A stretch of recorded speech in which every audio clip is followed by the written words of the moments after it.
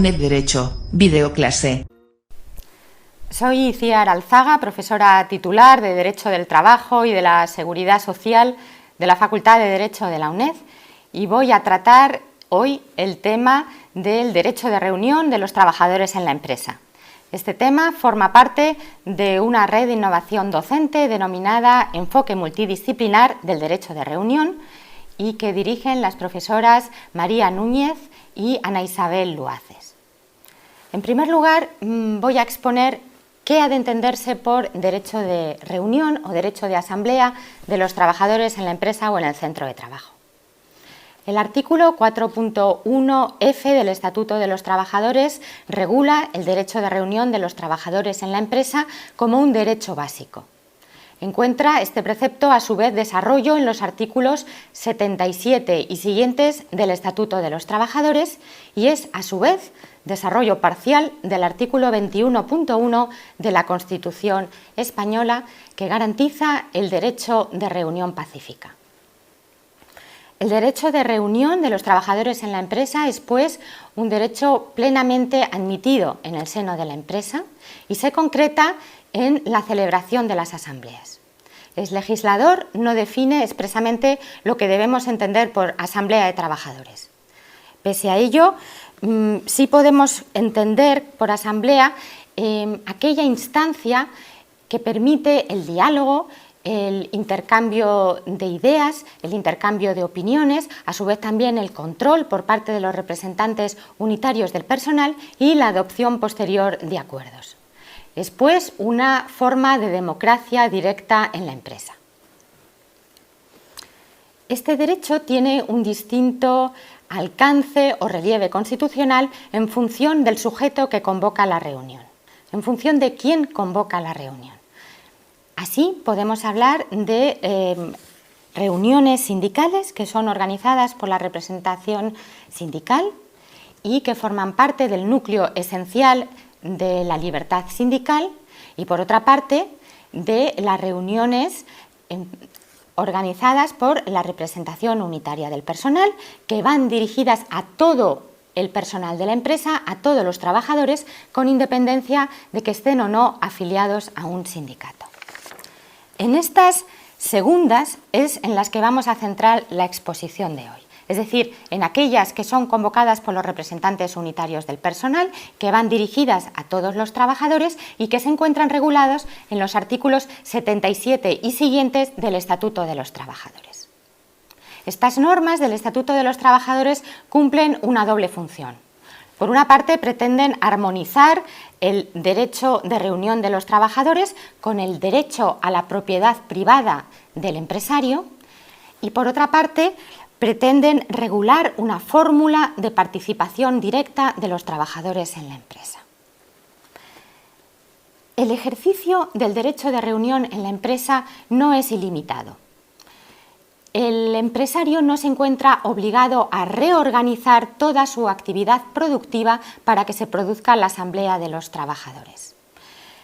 Se debe compatibilizar un derecho de reunión que tienen los trabajadores con, a su vez, una serie de derechos que nacen de las relaciones laborales y que tienen también los empresarios, como son, por ejemplo, el derecho a organizar o a disponer de los locales de la empresa o el derecho a organizar y disponer de los materiales de la empresa.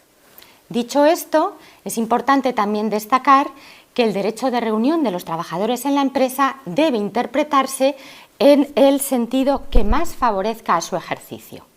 Esto quiere decir que el empresario no solo no puede, por supuesto, perjudicar o dificultar el derecho de reunión de los trabajadores en la empresa, sino que al mismo tiempo debe colaborar activamente con los trabajadores para garantizar ese derecho de reunión en la empresa. En este sentido, el ordenamiento jurídico impone a la empresa, al empresario, una serie de obligaciones que debe respetar. ¿Cuáles son esas obligaciones? En primer lugar, la primera obligación que recae sobre la empresa es la de ceder un local adecuado para que se puedan reunir los trabajadores. La cesión de este local debe ser permanente Es decir, no puede ser temporal, sino que se exige una continuidad en el uso y disfrute de ese local. En segundo lugar, el local tiene que ser adecuado, tiene que estar acondicionado, tiene que estar en buenas condiciones. ¿Para qué? Para que se cumpla la finalidad que pretende el legislador, que es la de permitir a la representación unitaria de los trabajadores representar a los trabajadores y además transmitirles la información que considere oportuno. Se considera que el local es adecuado siempre que esta función pueda cumplirse. ¿Qué sucede? Que el legislador, cuando habla del local que debe ceder el empresario a la representación de los trabajadores, emplea un concepto jurídico indeterminado. Nos dice el legislador, deberá ceder un local adecuado siempre que las circunstancias de la empresa o del centro de trabajo lo permitan. Y esto es un concepto jurídico amplio, indeterminado, que va a implicar que en aquellos supuestos en los que pueda existir un conflicto en la empresa sean los tribunales los que deban determinar si en las circunstancias concretas puede la empresa ceder o no dicho local a la representación de los trabajadores. Al mismo tiempo, el Estatuto de los Trabajadores, cuando impone la obligación de ceder ese local a la representación unitaria del personal, habla exclusivamente de ceder el local. No dice ceder el local en exclusiva. Esto ha llevado a nuestros tribunales a entender que el local puede ser compartido, pero no puede ser compartido por parte de la representación unitaria con cualquiera. Los tribunales dicen, usted puede, empresario, ceder un local que sea compartido, que los representantes unitarios del personal lo compartan, pero solo lo pueden compartir con los representantes sindicales. ¿Por qué? Y explican los tribunales. Porque tanto los representantes unitarios como los representantes sindicales desarrollan unas funciones paralelas, que no idénticas, por tanto pueden trabajar estrechamente, pueden colaborar y pueden compartir ese local. Lo que también dicen nuestros tribunales es que pueden compartir el local con los representantes sindicales, pero la empresa lo que no puede hacer es destinar ese local además a otras actividades productivas o incluso actividades de ocio de los demás trabajadores donde pueden relajarse o tomar un café o algo así. Solo pueden compartirse con los representantes sindicales de los trabajadores. Otra cuestión que ha venido suscitada por la redacción del artículo 81 del Estatuto de los Trabajadores, que dice que podrá cederse ese local siempre que las circunstancias de la empresa o del centro de trabajo lo permitan, ha sido la de qué sucede si las circunstancias no lo permiten. ¿Puede el empresario ceder un local que se encuentra fuera de las instalaciones de la empresa? En este caso concreto, la respuesta de nuestros tribunales ha sido que sí. El empresario podrá ceder un local próximo al centro de trabajo y que por tanto no se encuentre dentro físicamente de las instalaciones de la empresa en aquellos supuestos en los que exista imposibilidad de cederlo dentro de la empresa. ¿Por qué? Pues razonan nuestros tribunales, porque el alcance o la finalidad del artículo 81 se logra mejor si se cede un local que está fuera de las instalaciones que si el empresario se niega a ceder cualquier local. ¿Qué sucede si temporalmente se realizan unas obras de mantenimiento dentro de las instalaciones de la empresa en las que se encuentra el local que ha sido cedido por la empresa? Pues en esas circunstancias de que se realicen unas obras dentro de las instalaciones, nuestros tribunales permiten que la empresa habilite otro local para que se desarrollen esas actividades de representación unitaria de los trabajadores temporalmente, y ese local se considerará o se presumirá que es adecuado para la realización de las funciones y sin que además sea óbice para ello el hecho de que temporalmente y durante las obras pasen unos trabajadores, representantes de los trabajadores unitarios que tenían un local en exclusiva, a compartirlo con los representantes sindicales.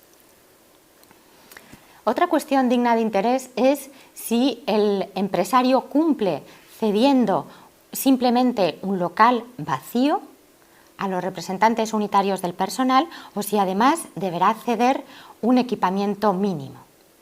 La doctrina de suplicación ha considerado que el empresario debe ceder no solo un local adecuado, como hemos visto, sino que además deberá ceder también a esos representantes un equipamiento mínimo que se concretará, por ejemplo, en un armario con llave, una mesa y unas sillas. En este sentido, la recomendación 143 de la OIT dispone que las empresas deberán ceder a la representación de los trabajadores las facilidades materiales necesarias para el ejercicio de sus funciones. Otra obligación que recae sobre el empresario es la de poner a disposición de los representantes unitarios del personal uno o varios tablones de anuncios.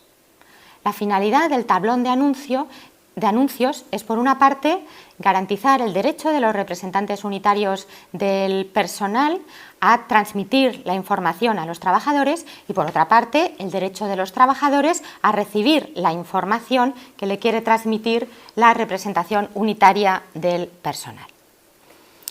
En este sentido, la recomendación 143 de la OIT, la misma recomendación que hemos visto antes, dispone que los representantes de los trabajadores podrán colocar avisos en los locales de la empresa, en lugar o lugares fijados de acuerdo con la dirección y a los que los trabajadores tengan fácil acceso.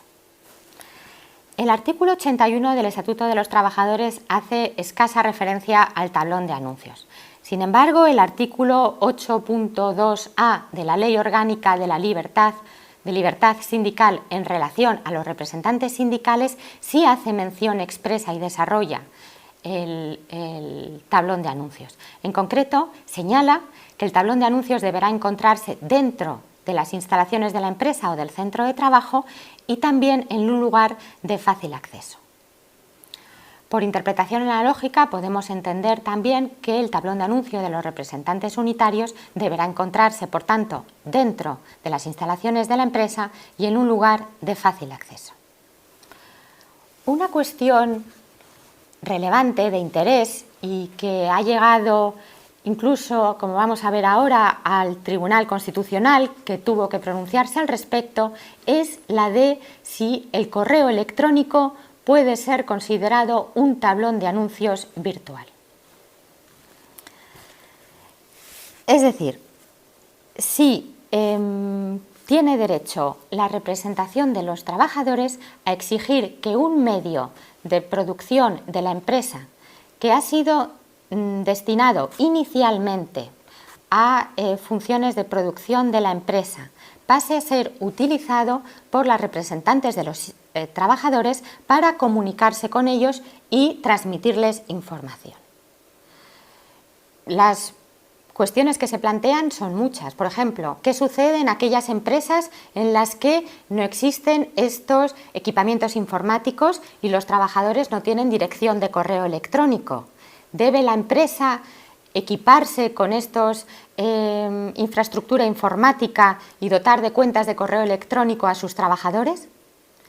¿Qué sucede en aquellas empresas que ya tienen la infraestructura informática, el equipamiento informático y ya cuentan sus trabajadores con una cuenta de correo electrónico? ¿Debe permitir que los representantes unitarios del personal y los representantes sindicales hagan uso, incluso durante la jornada laboral? Esta cuestión, que se planteó en una entidad financiera, terminó en el Tribunal Constitucional, como vamos a ver ahora. La representación de los trabajadores alegaba lo siguiente. En concreto, para defender el uso del correo electrónico como tablón de anuncios, defendía tres cuestiones. En primer lugar, señalaba que es un útil de trabajo que, como otros medios de comunicación en la empresa, supone un coste prácticamente nulo para la empresa siempre que se utilice un servidor externo a la misma. En segundo lugar, defendía que no se produce una interrupción de la jornada laboral de los trabajadores siempre que los correos electrónicos que han recibido por parte de sus representantes se lean al final de la jornada o durante las pausas o descansos. Y en tercer lugar, alegaban que si la Ley Orgánica de Libertad Sindical no hace referencia al correo electrónico es porque el legislador, en el momento en el que se redactó esta norma del año 1985, no tenía en España conocimiento, no se había instalado todavía en España ni Internet ni los correos electrónicos. Si se hubieran instalado ya y estuvieran en funcionamiento, defendían los representantes de los trabajadores, el legislador en la Ley Orgánica de Libertad Sindical ya lo hubiera reflejado. Los tribunales ordinarios que conocieron del caso en el primer momento rechazaron que las empresas estuvieran obligadas a permitir el uso del correo electrónico de empresa a los representantes de los trabajadores. ¿Y por qué? ¿Qué es lo que decían estos tribunales? Pues señalaban lo siguiente. El artículo 8.1c de la Ley Orgánica de Libertad Sindical reconoce el derecho de los trabajadores afiliados a recibir información que les remita su sindicato, pero no establece que sea la empresa la que deba facilitar los medios materiales para llevarla a cabo. En segundo lugar, defendían estos tribunales que el artículo 8.2a de la Ley Orgánica de Libertad Sindical reconoce el derecho al tablón de anuncios físico, pero no al tablón de anuncios virtual. Y en tercer lugar, alegaban estos tribunales el derecho al uso de un local adecuado que el artículo 8.2c de la Ley Orgánica de Libertad Sindical otorga a determinadas secciones sindicales no incluye en su contenido el derecho a la utilización de equipos informáticos y material de oficina. Esta cuestión terminó en el Tribunal Constitucional, que dictó la siguiente doctrina. En aquellos casos en los que la empresa no dispone ya de unos medios informáticos o de una infraestructura informática previa, no estará obligado el empresario a hacerse con esa estructura informática para permitir a los representantes de los trabajadores hacer uso de la misma. Pero, continuó el Tribunal Constitucional, si la empresa ya dispone de esos sistemas de comunicación informática, debe permitir el goce pacífico de los mismos a los trabajadores, siempre y cuando los representantes de los trabajadores cumplan 3 límites o condiciones. ¿Cuáles son esos 3 límites o condiciones que señala el Tribunal Constitucional para el uso pacífico del correo electrónico por parte de los representantes de los trabajadores? En primer lugar, que la comunicación no perturbe la actividad normal de la empresa.